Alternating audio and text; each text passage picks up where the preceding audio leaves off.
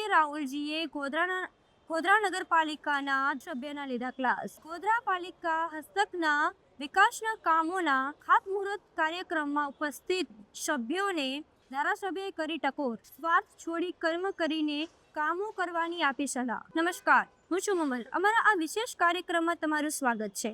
આવો સાંભળીએ કે રાહુલજીએ શું કહ્યું। ભાષણો એકલો કરવાથી, વાહવાહ કરવાથી એનો કોઈ મતલબ થતો નથી। તમે વાહવાહીમાં પડ્યા વગર કર્મની વાધિકા રસ્તે માં ફરે શું કદાચ તમે કર્મ કરી જાઓ। પણ આ બધાને મારા થકીના પેપર મેં બધો સ્વાર્થ છોડી દીધો છે। જેટલો સ્વાર્થ રાખશો એટલું બધું પાછળ થતું રહેશે। ને ટૂંકમાં તમે સારા કામ કરશો તો પબ્લિક કહેશે।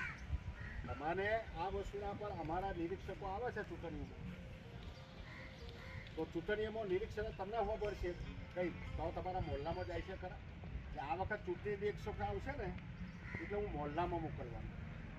જેની સારી કામગીરી છે એને જ સિલેક્શન આવશે। એમાં સીકે રાહુલની ચાલે કે મહામંત્રી છે તે કુલદીપસિંહની ચાલે કે પ્રમુખની નહીં ચાલે કે ઉપપ્રમુખની ચાલે કે શહેર પ્રમુખની ચાલે।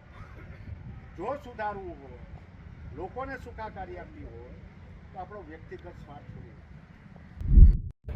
આજે ગોધરા શહેરની અંદર લગભગ 1 થી 11 વોર્ડ આવેલા છે અને 44 અમારા કાઉન્સિલરો છે।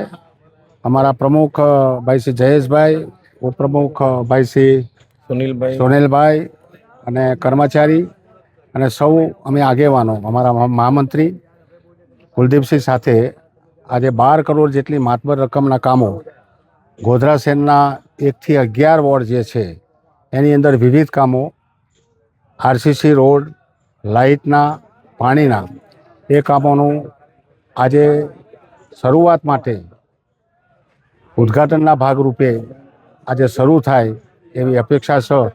કામગરો શરૂ કરશે અને કામગીરી સારી થાય અને અધિકારીઓ સમયસર પૂર્ણ કરે એ કામ એના માટેની પણ જરૂરી સૂચના આપી અને એ પ્રમાણે આ 12 કરોડનું કામ ગોધરા શહેરના એક વિકાસમાં એક કલગી બનશે અને ભવિષ્યમાં આવનાર વર્ષની અંદર ગોધરા શહેરનો સારી રીતે વિકાસ થાય એટલા માટે મોટા 2 પુલની પણ વ્યવસ્થા, નદીને સાબરમતીની જેમ